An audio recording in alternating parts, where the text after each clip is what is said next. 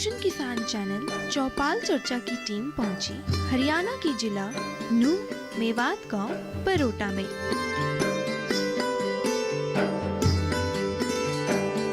नमस्कार, आप देख रहे हैं दूरदर्शन किसान कार्यक्रम चौपाल चर्चा में आप सभी का स्वागत है। मैं हूं मोनालिसा। किसानों के हितों को ध्यान में रखते हुए सरकार कई तरह की सरकारी योजनाएं लेकर आती है, लेकिन उन सरकारी योजनाओं की जमीनी हकीकत क्या है, क्या इनका लाभ किसान ले पा रहे हैं, इसी बात का जायजा हम लेते हैं चौपाल चर्चा कार्यक्रम में। और इसी कड़ी में हम आ पहुंचे हैं हरियाणा के नूह जिले के बरोटा गांव में। तो आइए चलते हैं गांव की ओर।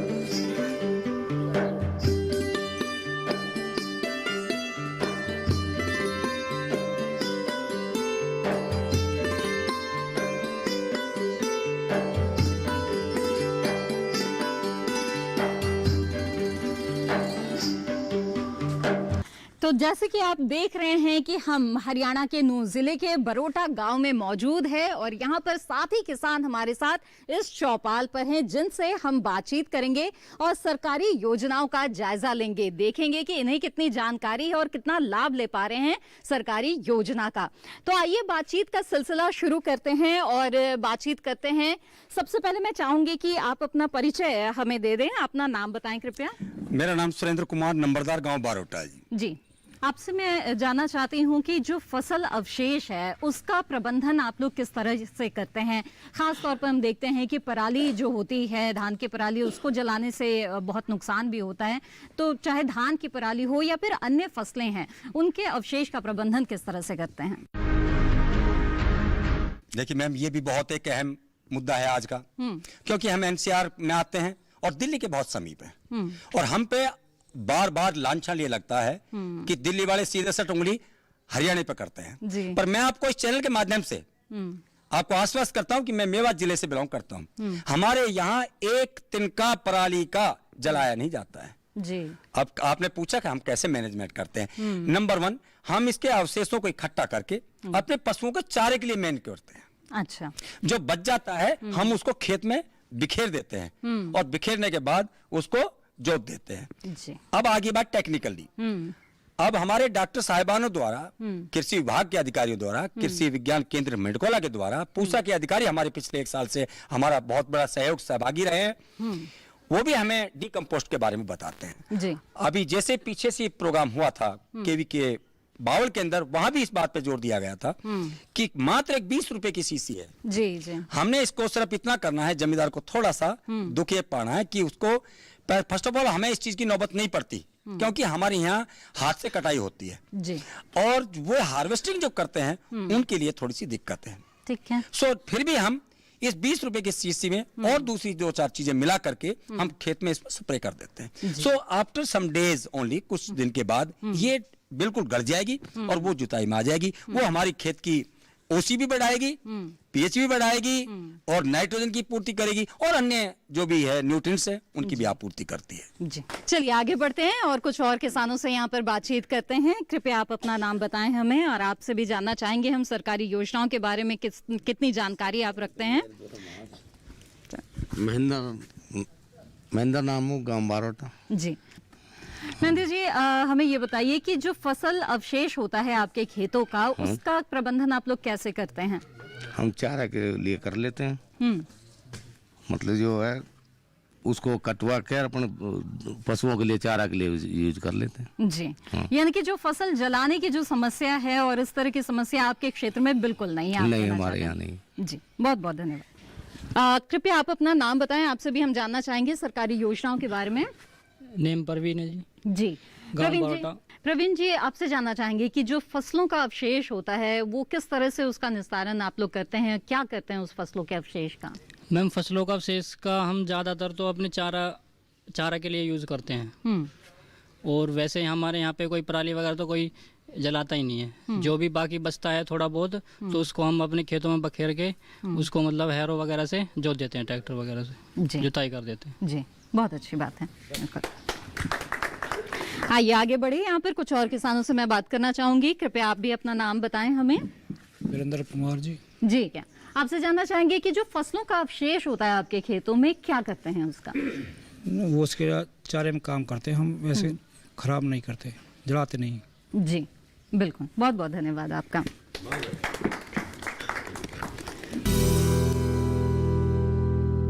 आइए योजना के बारे में जानकारी लेते हैं और देखते हैं ये रिपोर्ट।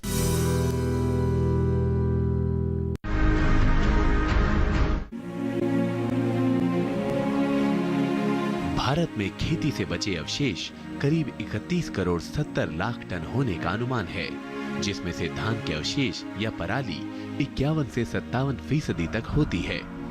इस पराली को देश के उत्तर पश्चिम राज्यों उत्तर प्रदेश, पंजाब और हरियाणा में जलाए जाने की घटनाएं ज्यादा होती हैं, जबकि गुजरात, महाराष्ट्र, तमिलनाडु, असम, बिहार जैसे प्रमुख राज्यों में पराली का चारा घरेलू ईंधन औद्योगिक कामों में उपयोग में लाया जा रहा है। पराली जलाने की कुछ खास वजहें भी हैं। आज की खेती में मशीनों का इस्तेमाल बढ़ा है। इनमें से एक मशीन है कंबाइन हार्वेस्टर। इस मशीन ने खेती में कटाई के काम को बहुत आसान बनाया है और किसानों की कई तरह की समस्याओं को हल भी किया है। लेकिन इसका एक परिणाम पराली के रूप में भी सामने आया। ये मशीन फसल का साफ दाना तो किसानों की झोली में डालती है, पर साथ ही उसे पराली भी सौंप जाती है। किसान इस पराली को मुश्किल समझते हुए इसके निपटारे के सरल उपाय के तौर पर इसमें आग लगा देते हैं। ये भी देखने में आया है कि धान की कटाई और अगली फसल की गेहूं की बुआई में समय का अधिक अंतर नहीं होता, तो ऐसे में श्रमिकों की मांग अधिक होती है और कम श्रम उपलब्धता और अधिक मजदूरी को बचाने के लिए भी पराली को जला दिया जाता है।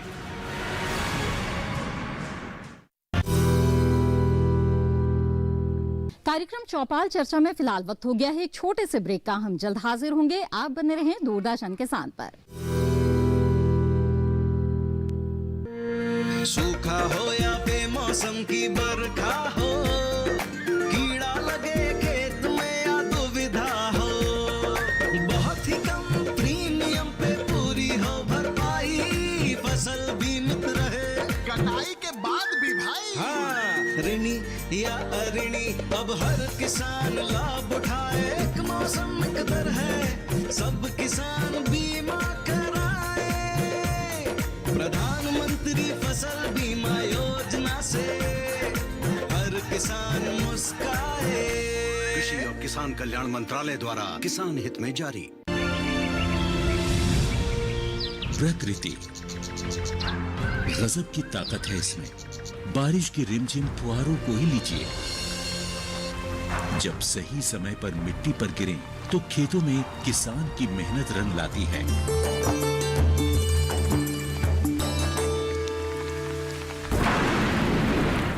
लेकिन वही बारिश बेमौसम हो जाए तो फिर तबाही का मंजर दिखाती है।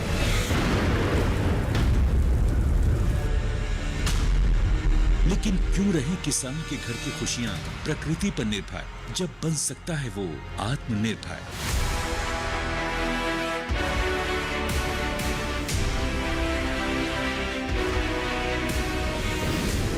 किसानों को प्राकृतिक आपदाओं की वजह से फसली नुकसान होने की स्थिति को ध्यान में रखते हुए भारत सरकार ने 2016 में प्रधानमंत्री फसल बीमा योजना की घोषणा की। इस बीमा योजना का उद्देश्य विभिन्न प्रकार की प्राकृतिक आपदाओं जैसे ओले गिरना, जल भराव, बाढ़ का आना, बादल फटना, प्राकृतिक रूप से आग लग जाना, भूस्खलन, चक्रवाती तूफान, बेमौसम बारिश, फसल की बीमारियां, आकाशीय बिजली, कीटों के हमले वगैरह से होने वाले नुकसान की स्थिति में किसानों को वित्तीय सहायता प्रदान करना है। इस बीमा योजना के अंतर्गत फसल की विभिन्न अवस्थाओं को शामिल किया गया है, यानी पूरे फसल चक्र का सुरक्षा कवच। जिस दिन फसल काटकर खेत में सुखाने के लिए फैलाई, उसके अगले ही दिन मूसलाधार बारिश हो गई, सारी उपज बर्बाद हो गई। लेकिन ये तो अच्छा था कि मैंने फसल का बीमा करा रखा था। मैं नुकसान से बच गया और क्लेम की रकम भी मुझे आसानी से मिल गई। सारा भुगतान मेरे बैंक अकाउंट में हो गया। प्रधानमंत्री फसल बीमा योजना बहुत ही लाभकारी है और इसकी प्रक्रिया बहुत ही सरल है। पहली बात तो ये समझिए कि अगर आप अधिसूचित फसलों की खेती करने वाले किसान हैं, तो आप फसल बीमा के लिए पात्र हैं। इसमें काश्तकार किसान और बटाईदार सहित सभी किसान शामिल हैं। अनाज, दलहन, तिलहन और कुछ वार्षिक वाणिज्यिक फसलों को PMFBY के अंतर्गत कवर किया जाता है। ये दुनिया की तीसरी सबसे बड़ी और कामयाब फसल बीमा योजना है। केंद्र सरकार और राज्य सरकारों के अलावा 18 बीमा कंपनियां, 540 बैंक तथा 45,000 जन सेवा केंद्र प्रधानमंत्री फसल बीमा योजना को किसानों तक पहुंचाने में कार्यरत हैं। इस योजना में प्रीमियम कम होने के कारण सभी स्तर के किसान इसका लाभ ले सकते हैं। खरीफ फसलों के लिए बीमित राशि का 2% प्रीमियम, रबी फसलों के लिए बीमित राशि का 1.5% प्रीमियम और बागवानी एवं वाणिज्यिक फसलों के लिए 5% प्रीमियम है। किसानों के लिए ये योजना कितनी लाभदायक है, इस बात का अंदाजा इससे ही लगाया जा सकता है कि 2016 में योजना की शुरुआत के बाद पहले 3 सालों में किसानों ने प्रीमियम के रूप में 13,000 करोड़ रुपए का भुगतान किया, जबकि अब तक फसलों के नुकसान के क्लेम के रूप में उन्हें 60,000 करोड़ रुपए मिल चुके हैं। यानी जमा राशि के मुकाबले 4.5 गुना अधिक राशि दावों के रूप में प्राप्त हो चुकी है। अब तक हर साल खरीफ और रबी के मौसम के दौरान 5 करोड़ से भी अधिक किसान इस योजना से जुड़े हैं। 2020 के लिए बीमा कराने की प्रक्रिया शुरू हो चुकी है। पंजीकरण की कट ऑफ तिथि हर राज्य में अलग अलग तय होती है। अपने क्षेत्रों या गांवों की अधिसूचित फसलों की सूची, बीमित राशि एवं कट ऑफ तिथि की अधिक जानकारी के लिए आप निकटतम कृषि अधिकारी, जन सेवा केंद्र एवं बीमा कंपनी के प्रतिनिधि से संपर्क करें। www.pmfby.gov.in पर लॉगिन करके या फसल बीमा ऐप क्रॉप इंश्योरेंस ऐप का उपयोग करके अपनी फसल के नामांकन के लिए आवेदन किया जा सकता है। नामांकन के लिए इन दस्तावेजों की जरूरत होती है: नवीनतम आधार कार्ड, मोबाइल नंबर, बैंक खाता विवरण, भू अभिलेख दस्तावेज जिसमें जमीन के कागजात और राज्य सरकार द्वारा निर्देशित कोई भी अन्य दस्तावेज। कैसे मिलेगा फसल नुकसान होने पर दावे का भुगतान? PMFBY योजना में बीजों की बुआई से लेकर फसल कटाई के बाद सुखाने के उद्देश्य से खेतों में 14 दिनों तक फैलाई जाने वाली फसलों के पूरे फसल चक्र के दौरान जोखिम के कवर को प्रदान करता है। स्थानीय आपदा के कारण या अगर फसल कटाई के बाद बीमित फसलों को प्राकृतिक आपदा से नुकसान होता है तो बीमित किसान को 72 घंटे के भीतर इसकी सूचना बीमा कंपनी, बैंक या फिर राज्य सरकार के अधिकारियों या बीमा कंपनी के टोल फ्री नंबर पर देना आवश्यक है। जोखिमों में उपज हानि का आकलन फसल कटाई प्रयोगों के आधार पर किया जाता है। आपदा के कारण हुए नुकसान पर किसान को बीमा कंपनी द्वारा क्लेम राशि का उचित भुगतान मिलता है। क्लेम राशि का भुगतान सीधे किसान के बैंक खाते में किया जाता है। शिकायत निवारण के लिए किसान बीमा कंपनी, निकटतम बैंक शाखा या ब्लॉक या जिला कृषि कार्यालय में संपर्क कर सकते हैं। वो अपनी शिकायतों के लिए जिला और राज्य स्तरीय शिकायत निवारण समिति तक भी पहुंच सकते हैं।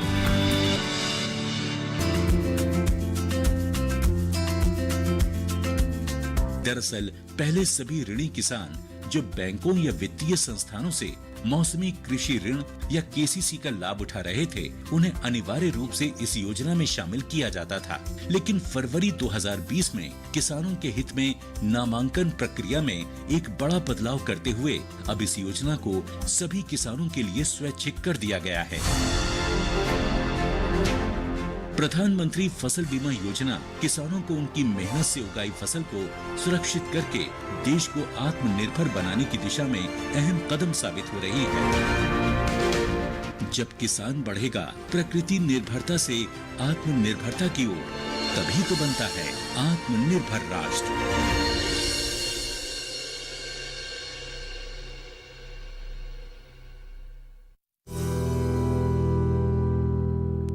ब्रेक के बाद आप सभी का फिर से स्वागत है। आप देख रहे हैं कार्यक्रम चौपाल चर्चा और आज हम मौजूद हैं हरियाणा के नूंह जिले के बरोटा गांव में। तो आइए बातचीत का सिलसिला आगे बढ़ाते हैं।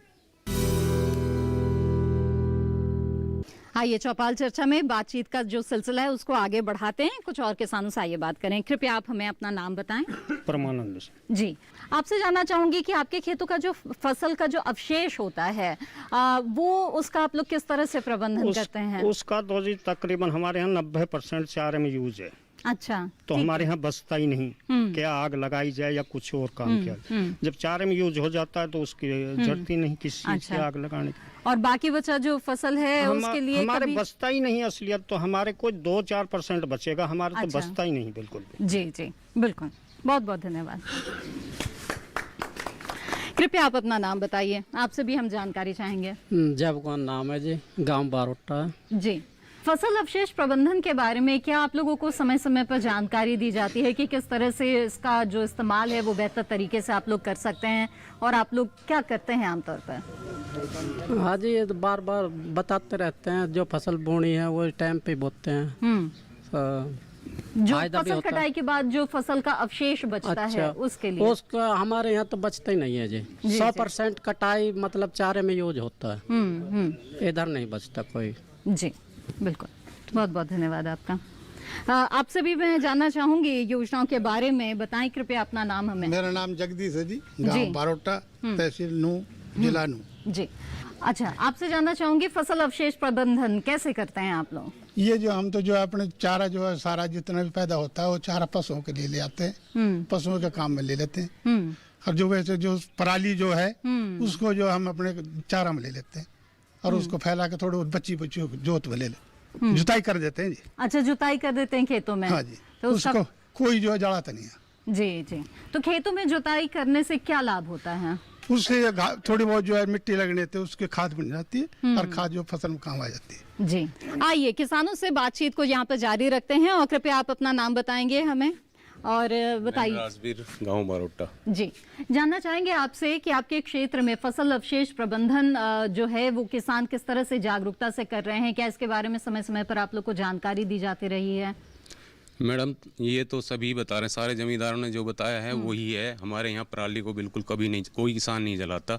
सब अपने पशुओं के चारे के लिए यूज में लाते हैं। जी, और खाद बनाने में भी क्या इस्तेमाल करते हैं? खाद बनाने में भी इस्तेमाल करते हैं जी। जो 2-4% पराली बच जाती है तो उसको हम जुताई कर देते हैं खेत में, जो कि वो खाद का काम करती है। मिट्टी लगने के बाद वो गल जाती है। जी जी बिल्कुल, बहुत बहुत धन्यवाद आपका। आइए योजना के बारे में जानकारी लेते हैं और देखते हैं ये रिपोर्ट।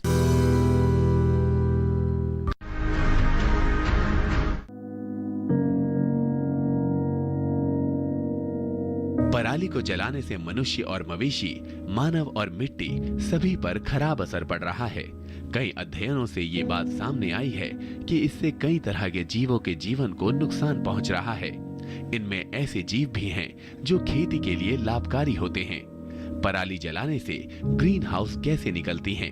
ये गैसें धरती का तापमान बढ़ाती हैं, जिसके प्रभाव से आने वाले समय में खेती ही नहीं, मनुष्य का जीवन भी बदल सकता है। पराली जलाने से मिट्टी की सेहत पर बुरा असर पड़ता है। जहां पराली जलाई जाती है वहां की मिट्टी काली पड़ जाती है और उसमें मौजूद पोषक तत्वों पर अधिक तापमान का खासा असर देखा गया है। इसका असर ये हो सकता है कि अगली फसल के लिए जरूरी पोषक तत्व मिट्टी में नहीं होंगे, जिससे कुल उत्पादकता में कमी आ सकती है। देश का वैज्ञानिक समुदाय भी इस समस्या का हल निकालने में जुटा है। पराली जलाने की घटनाओं के बारे में पता लगाने के लिए सैटेलाइट की मदद ली जा रही है और किसानों को पराली से खाद बनाने, गत्ता और दूसरी चीजें बनाने और बिजली बनाने के लिए इसके उपयोग की सलाह भी दी जा रही है। गेहूं की बिजाई की नई तकनीक जीरो टिलेज हैप्पी सीडर पर भी जोर दिया जा रहा है।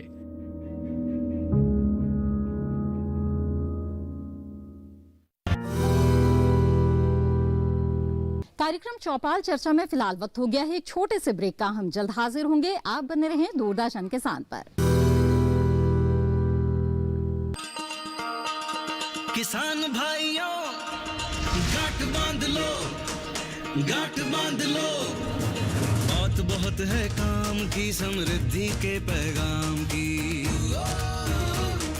मिट्टी के मिजाज को समझो, मिट्टी के हर राज को समझो। मिट्टी की तुम जांच कराओ, मुफ्त सॉइल हेल्थ कार्ड ले जाओ।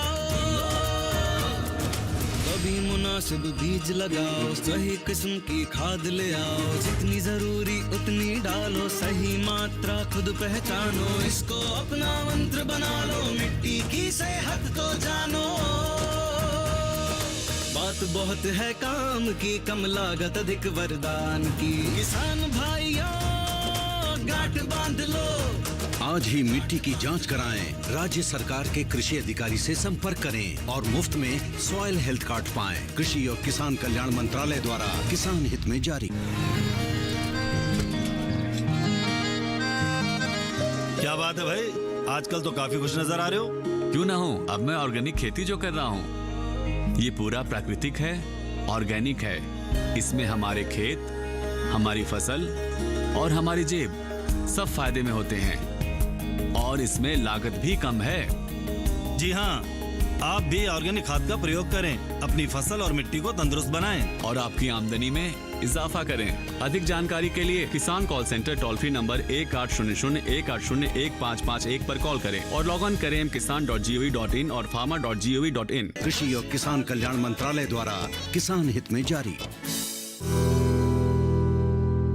ब्रेक के बाद आप सभी का फिर से स्वागत है। आप देख रहे हैं कार्यक्रम चौपाल चर्चा और आज हम मौजूद हैं हरियाणा के नूंह जिले के बरोटा गांव में। तो आइए बातचीत का सिलसिला आगे बढ़ाते हैं। आइए कृपया अपना नाम बताइए। सत्यनारायण जी। और फसल अवशेष प्रबंधन, फसल अवशेष हमारे चारे में यूज होता है सब। ठीक है, यानी कि यहाँ पे जरा भी जो फसल अवशेष है उसे जलाना नहीं पड़ता। जी, बहुत बचता है वो जुताई में हो जाता है। आइए यहाँ पर बातचीत को आगे बढ़ाते हैं और पीछे भी कुछ किसान यहाँ पर मौजूद हैं हमारे साथ, उनसे भी बातचीत करते हैं। कृपया आप अपना नाम बताएं हमें। विनोद कुमार जी, गाँव बरोटा। बिल्कुल, आपसे जानना चाहेंगे हम कि फसल अवशेष प्रबंधन के बारे में जो उपाय किए जा रहे हैं, जो प्रयास किए जा रहे हैं, क्या कहना चाहेंगे उस पर? जो फसलों का अवशेष बचता है और उसको जो खाद में तब्दील करने के लिए कोशिशें की जा रही है, डिकम्पोजर जैसा है किसानों को उपलब्ध कराया जा रहा है, तो वो आपको ये प्रयास कैसे लगते हैं? बढ़िया है ये। जी, आइए आगे बढ़ते हैं और हमारे विशेषज्ञ मेहमान से भी यहाँ पर बातचीत करते हैं और जानकारी लेते हैं। मैं चाहूंगी कि आप सबसे पहले हमारे दर्शकों के लिए अपना परिचय दे दें। कृपया अपने स्थान पर खड़े हो जाएंगे।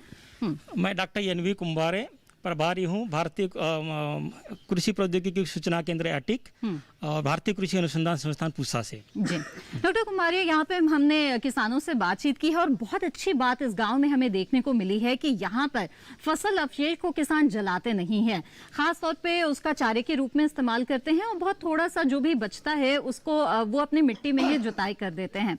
इसका मतलब है कि यहाँ के किसान काफी जागरूक भी हैं और उन्हें जानकारी दी जा रही है।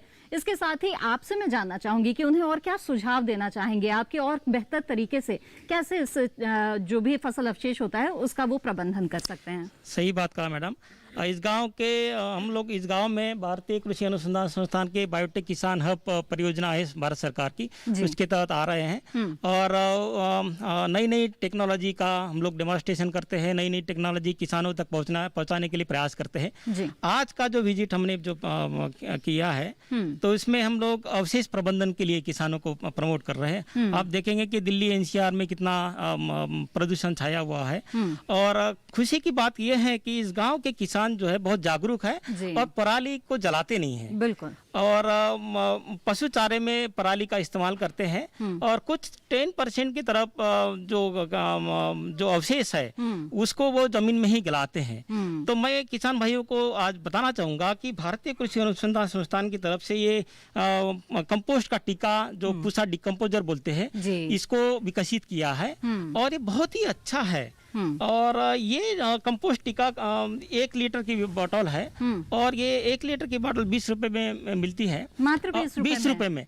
और ये जो है 1 टन और कृषि अवशेष को गलाने के लिए काफी है। अच्छा, 1 टन, बहुत बढ़िया। और किसान भाई इसको लगा के कम से कम 15 से 20 दिन में इसको पूरा गल जाता है। उसके बाद में इसको बुआई कर सकते हैं। जी, तो दोबारा जब इसकी जरूरत पड़े तो क्या उन्हें दोबारा खरीदने की जरूरत है या फिर इससे ही आगे वो कंपोस्ट और बना सकते हैं? इससे ही हम कंपोस्ट बना सकते हैं, कंपोस्ट का टीका बना सकते हैं। इसमें थोड़ा सा अवशेष इसमें लिक्विड हम उसको डाइल्यूट करके 5 लीटर पानी में इसको घोल के कर देंगे तो ये माइक्रो ऑर्गेनिज्म है इसमें, वो मल्टीप्लाई होते रहते हैं जी। और उसको हम एक बार ये बोतल खरीद ली तो वो कई बार इस्तेमाल कर सकते हैं। जी जी बिल्कुल। बहुत बहुत धन्यवाद आपका इस जानकारी के लिए। बैठे। इस वक्त हमारे साथ एक और मेहमान मौजूद है, आइए उनसे भी बातचीत करते हैं, जानकारी लेते हैं। कृपया आप अपना परिचय हमें दें। मैं डॉक्टर YP सिंह, वरिष्ठ तकनीकी अधिकारी, एटिक भारतीय कृषि अनुसंधान संस्थान नई दिल्ली में कार्यरत हूँ। डॉक्टर सिंह, मैं आपसे जानना चाहूंगी कि पराली प्रबंधन को लेकर हम बात कर रहे हैं, फसल अवशेष प्रबंधन की बात कर रहे हैं। यूँ तो इस गांव में हमने देखा कि जलाते नहीं हैं, लेकिन बहुत सारे हरियाणा के ऐसे किसान हैं जो पराली जला देते हैं। बताएं हमें कि इससे किसानों को ही खास तौर पे किस तरह का नुकसान है, उनके खेतों को, उनकी मिट्टी को किस तरह का नुकसान इससे होता है? बहुत अच्छा क्वेश्चन है ये।